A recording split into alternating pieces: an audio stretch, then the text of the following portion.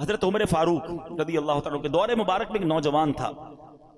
بڑا متقی تھا، بڑا پرہیزگار تھا، لوگ اس کی نوجوان کی عبادت دیکھ کر حیران ہو جاتے تھے۔ وہ نوجوان جب عشاء پڑھ کے گھر کی طرف جاتا تھا نا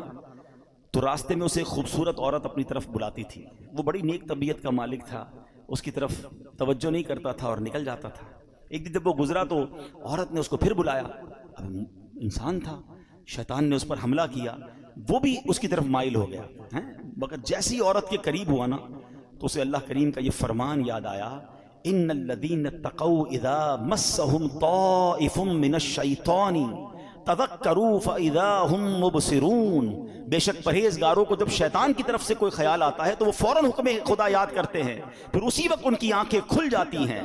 اس آیت کریمہ کے یاد آتے ہی اس کے دل پر ایسا اللہ کے خوف کا غلبہ پیدا ہوا کہ خوف الہی سے کانپتے کانپتے وہ بے ہوش ہو گیا۔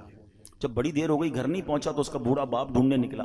تو دیکھا کہ نوجوان تو راستے میں بے ہوش پڑا ہوا ہے، اس کو اٹھایا، اپنے گھر لایا، اس کو جب ہوش آیا تو اس نے پھر اپنے والد کو واقعہ سنایا، واقعہ سناتے سناتے پھر اسے آیت کریمہ یاد آئی، پھر وہ آیت کریمہ اس نے پڑھی تو اس کی زوردار چیخ نکلی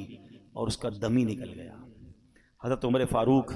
رضی اللہ تعالیٰ کو اس نوجوان کے بارے میں پتہ چلا کہ ایسا نوجوان اتنا خوف خدا والا اور اللہ کے خوف سے اس کا انتقال ہو گیا۔ آپ اس کی قبر پر آئے اور یہ آیت کریمہ پڑھی، وَلِمَنْ خَافَ مَقَامَ رَبِّهِ جَنَّتَانِ، جو اپنے رب کے حضور کھڑے ہونے سے ڈرے اس کے لیے 2 جنتیں ہیں۔